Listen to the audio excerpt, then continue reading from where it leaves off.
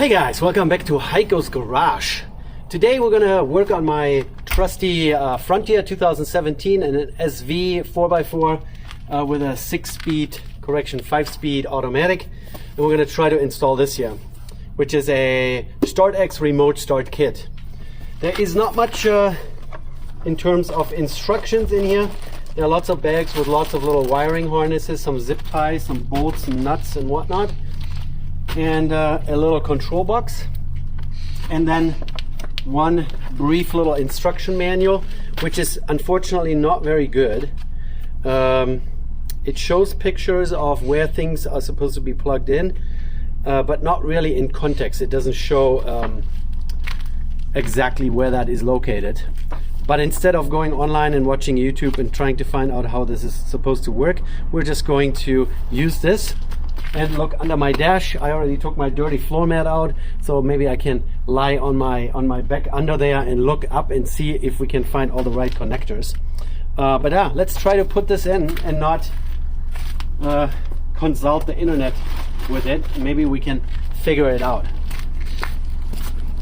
So as you can see, I already have a brake controller, and apparently one of the connectors goes in between the brake controller. I don't know exactly why that is. And then let's see what else we can see here. So here's the OBD2 port, and maybe that needs to be connected. And then under here we have all kinds of stuff and different big connectors, and we kind of have to identify which ones we need to pull out and put a little wiring harness in between.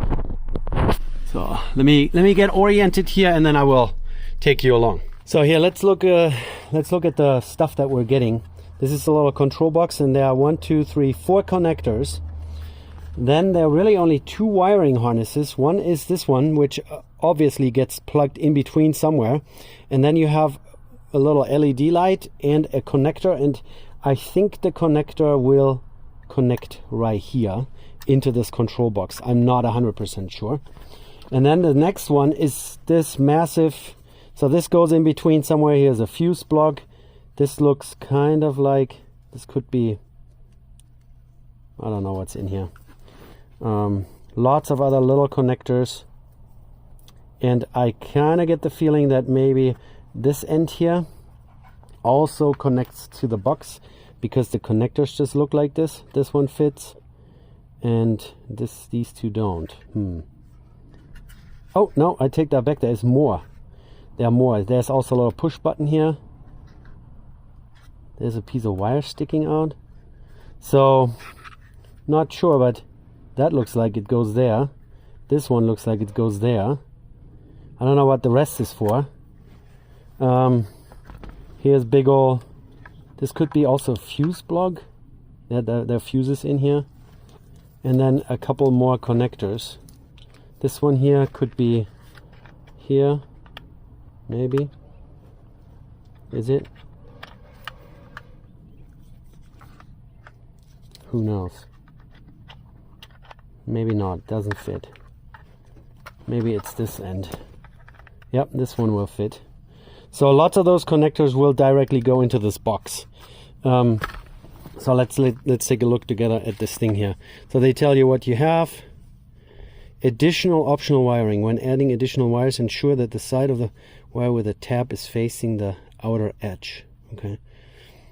No LED light up in step 1. Double check that the trailer brake T-harness is properly connected to the vehicle. The T-harness is required in all circumstances. The red LED does not light up in step 5. Okay. Connect the T-harness to the vehicle. Connect the T-harness to the remote start module. Program the remote start module. Test the remote start. Secure the model and the T-harness with zip ties. I mean, we definitely got enough zip ties. There's also a hood switch, apparently, or that's what it's supposed to be, with an extra wiring. Professional installer. I don't know if we need that. I really have no idea. So number 1 is the ignition T-harness, and it shows a picture, but I haven't identified that yet. Connect inline with a connector with heavy gauge wire at the ignition barrel. Number 2, BCM T-harness connecting in line with a 40-pin white connector at the BCM. What's the BCM, I might ask? The module, control module, the something control module. Then the 3-time lock T-harness connect to the black connector at the BCM. This connector can be a bit hard to remove. It may help to use a flathead screwdriver with to push the tab.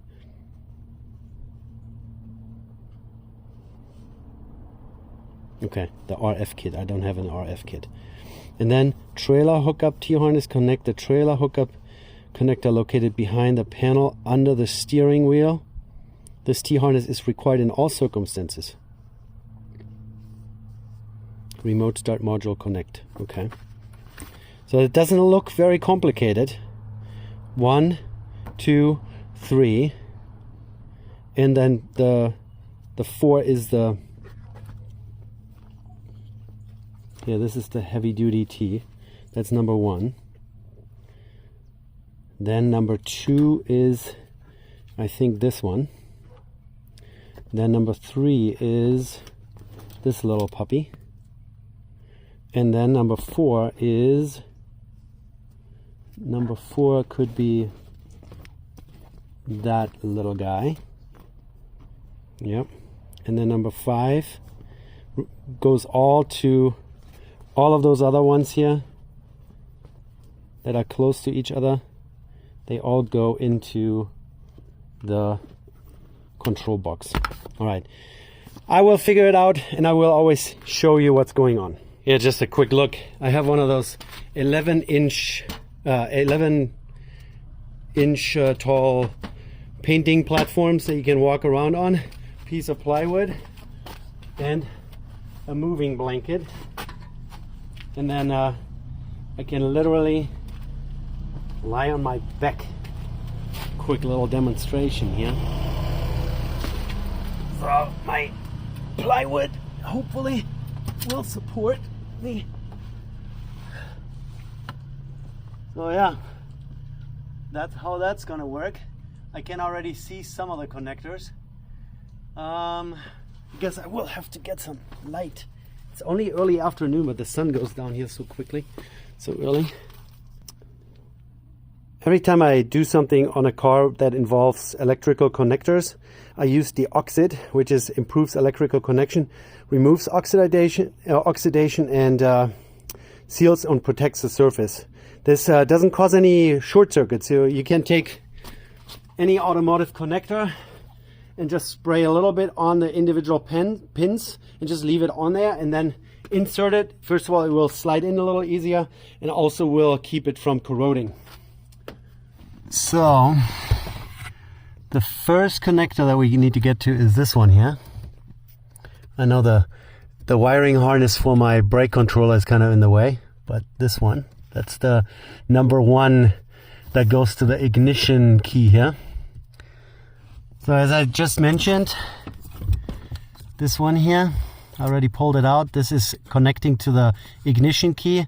Pulled that out, that's number 1. So I'm gonna try to squeeze the new one in between. I already pre-treated with Deoxit. So we have this plugged in and the one back here. I kind of shoved it back behind there so it stays out of the way of the spinny parts. This is the steering column. And then there's also the brake pedal down here. So I just want to keep things out of harm's way. And since there is so much space back here, I just shoved one of the connectors back there. By the way, I also identified the BCM, which is this thing here. And there is a black and 2 white connectors. And those are the ones that we have to unplug and then plug the other ones in there. There's also some weird gooey tape on here.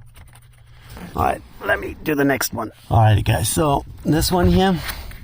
So this everything here seems to be in the way. So you see the 3 connectors. There's a black one, a white one, and another white one. The white one I already pulled out.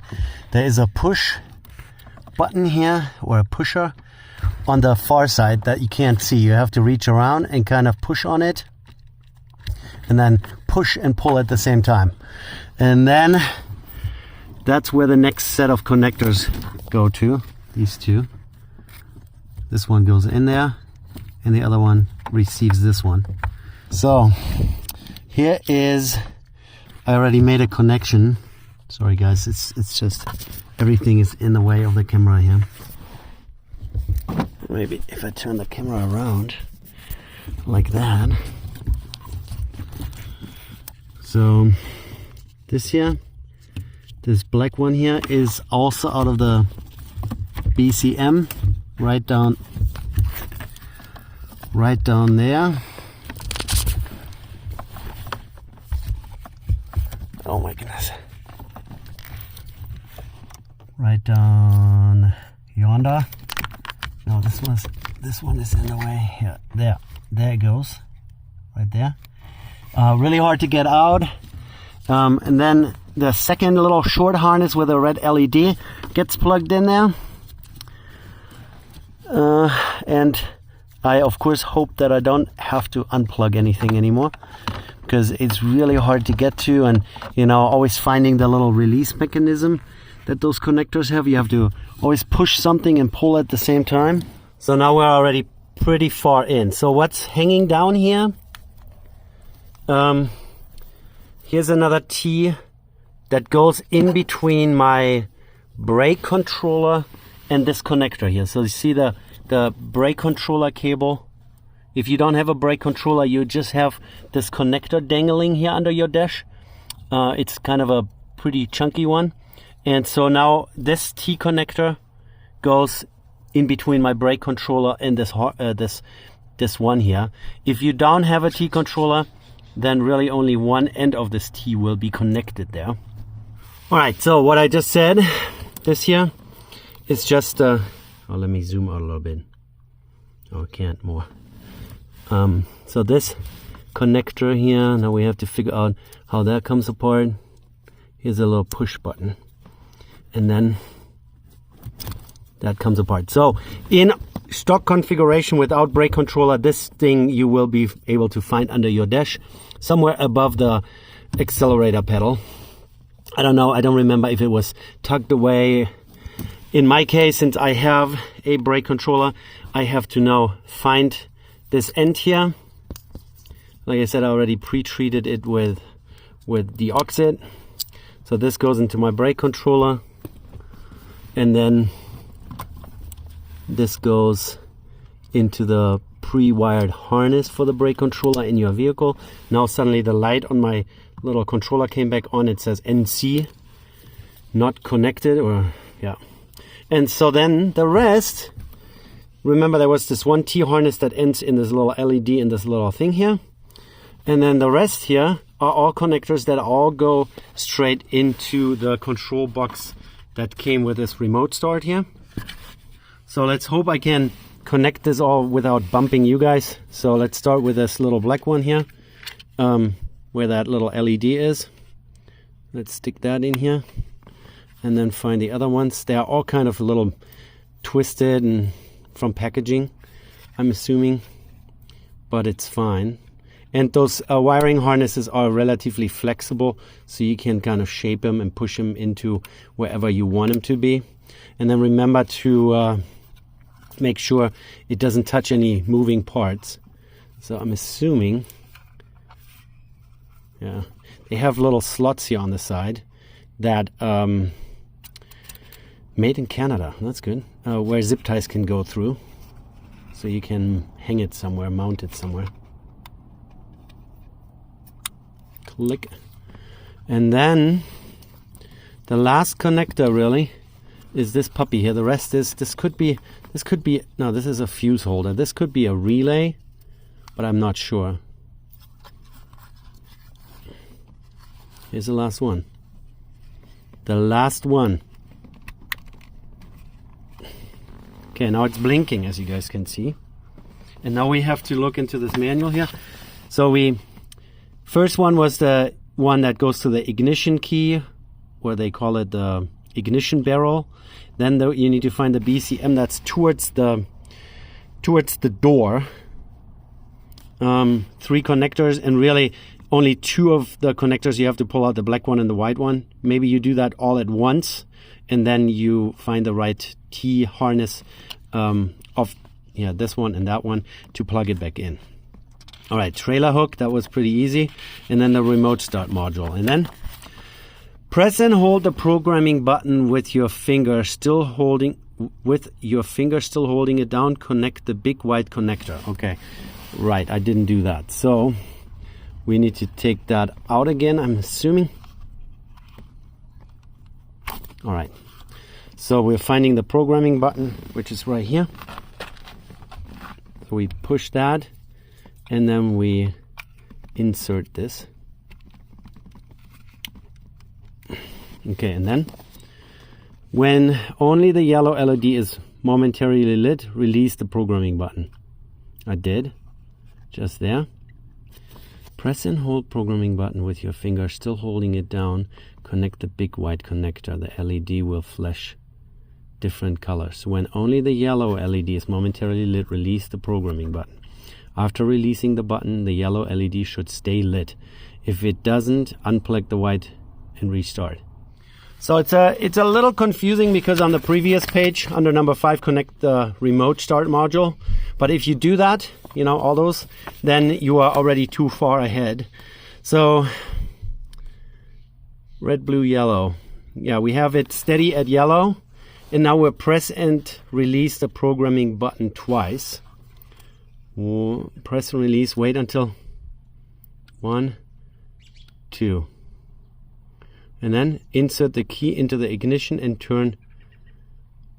It's still flashing. Maybe it needs a few more minutes to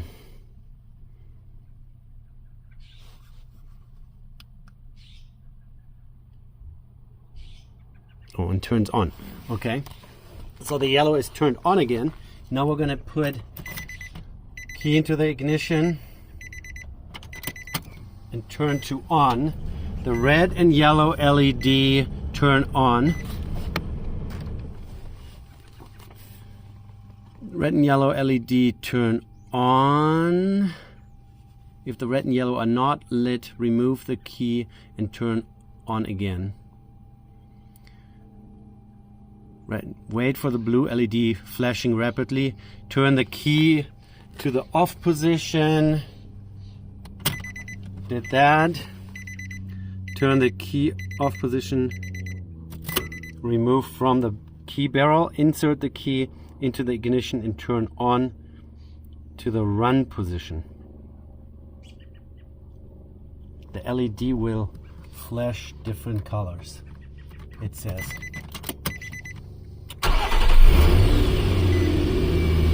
Oh yeah, you guys can see that, right?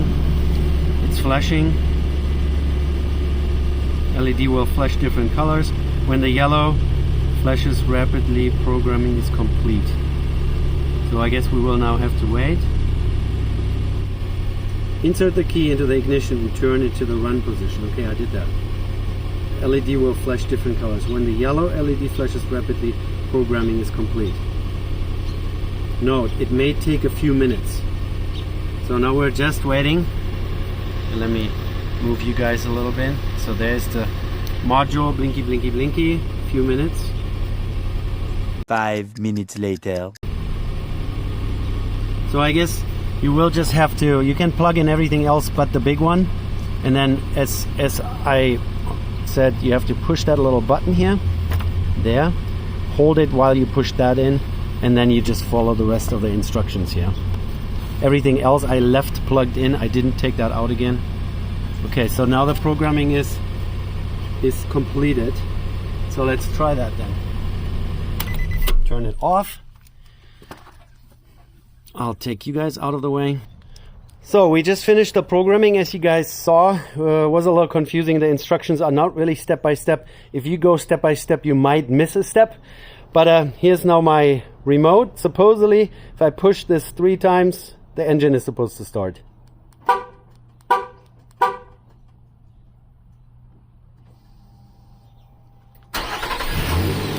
And apparently we managed to do that. There is a method. Let's see if we can turn it off that way too. Oh yeah, so it turns off as well. There is a way of turning the horn off for your locking acknowledgement, or else you will always have it honk 3 times every time you start it up. I will find that procedure and show you as well. So, and now the whole trick is to get all this dangling stuff here organized in a neat fashion in some shape or form, and then zip tie it all to the bottom of your dash. And please make sure you have all this wiring stuff out of the spinning parts of your steering column, for example, or your brake pedal or your accelerator pedal. So I only needed the side cutters to cut one zip tie from my brake controller cable here. I didn't need a flathead screwdriver or anything. So I will zip tie this up and then I will show you what that looks like. So I just looked through the manual one more time. If your vehicle is not equipped with a hood pin, you could accidentally start up the engine while the hood is open. I don't know, maybe if someone is working on your vehicle and you accidentally push your lock button 3 times. I don't think my vehicle has a hood pin either. I'm gonna just try it. Hood is open and it will start. Yep.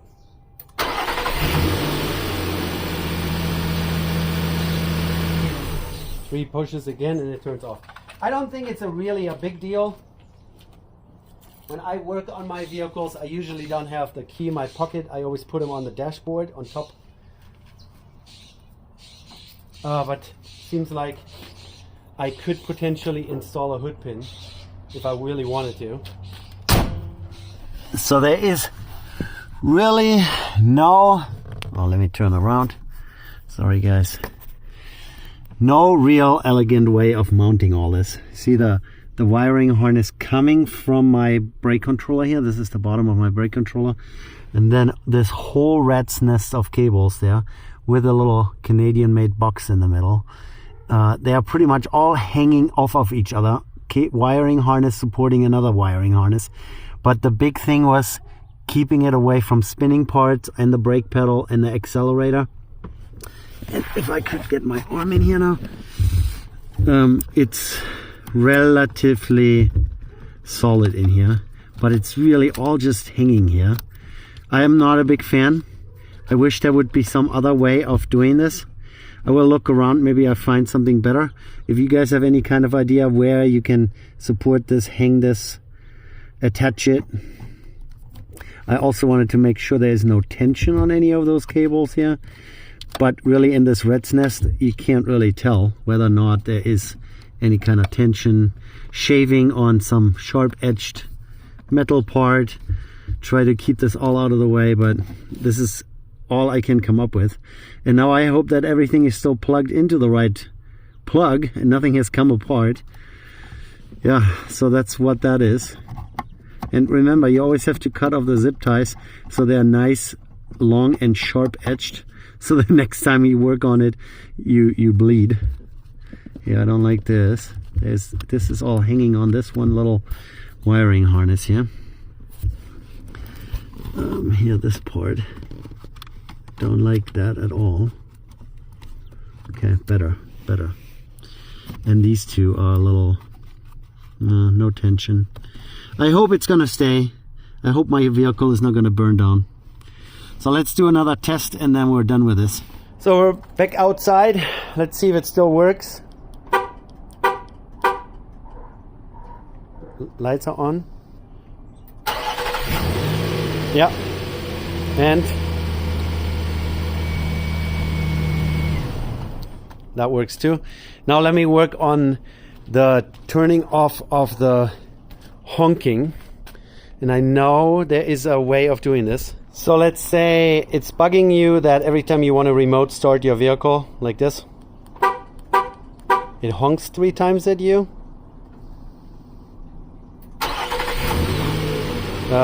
Also 3 presses will turn it off. But if that bugs you that it honks so many times, especially if you have to pre-start or remote start your vehicle early in the morning in your neighborhood, you can just hold both buttons at the same time for 3 seconds. I'm going to do that with my fat thumb here. Holding, it will eventually blink at us. And now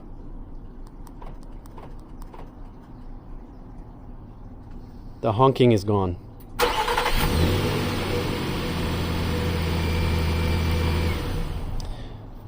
And that was the last little piece of information that I could find about this. I thought I'd show you, there's another hidden menu. If you have a 2017 or similar year of Nissan Frontier, there's a hidden menu in your stereo that you might not be aware of. Let me show you that. So I'm freehanding this. So your stereo is off, you hold the number 1 button, and at the same time you turn your volume knob. Oh, I forgot. Take that back. You put your ignition key to accessory so that your stereo potentially could work. It needs to be off. You press the number 1 button and then turn your volume knob. About 30 clicks or so, and then you get into this. There's a self-diagnostic and a confirmation adjustment, vehicle signals, vehicle speed, reverse, back, speaker test.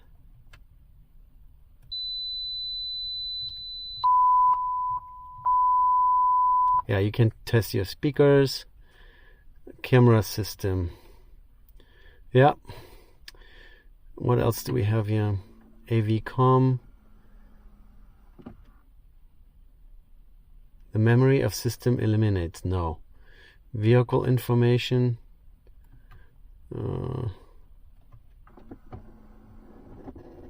Back. Speaker test. Camera type, RVC, ignition. Okay. So that's that. You can play around with that. And then there is another one. You can push. I don't know if I can do that with... No, I can't. What are we going to do? I need another hand. All right, the steering wheel is holding you. Okay, I'm going to turn off the ignition. Put the key in the ignition. Push the button and turn it to the on position. So test, gauge test, as you can now see. And then the next one is that kind of test, and it shows you all the display indicators. This is the bulb. I have no idea what that is. Number. No idea. No idea. No idea. Info. Cylinder. Yeah. Nobody knows. You can look at all kinds of stuff. I just haven't been able to find out what that all means. And I'm not sure. I thought I could in here also turn off the honking, but I might be mistaking this for a different vehicle that I used to have. Shaky, shaky. Yeah. Okay. All right. So like I said, push here, 30 clicks at the same time, push there, turn the key on. Those are the two hidden gems that I can come up with. But yeah, so far I think our remote start system is working. Alrighty guys, so it looks like we managed to install the StartX remote starter kit. I will put a link down in the description for an affiliate Amazon link if you're interested in this as well. Doesn't cost you any extra, and you are supporting the channel inadvertently. Frontier 2008 through 2019 with a 4-liter V6 and an automatic transmission. Even though we only used the manual with very limited pictures, I was able to identify the plugs down there, put it all together, follow the instructions, and do the programming, and it seems to be working. There is this optional hood switch that I can now maybe still install. Maybe I will do that one day. Maybe I won't. I don't think so. Last thing you're supposed to do is install this little label. Warning, the vehicle is equipped with a remote starter. Attach this label under the hood. So I will find a spot and put that on there. I don't know what that's going to do because I'm the only one that ever works on this vehicle, but maybe future owner. So that's it. If you guys like this little how-to, I know it was a little hard to see and to even get the camera down there. But if you like it, give it a thumbs up and subscribe to the channel for more. Thank you. Take care. Bye.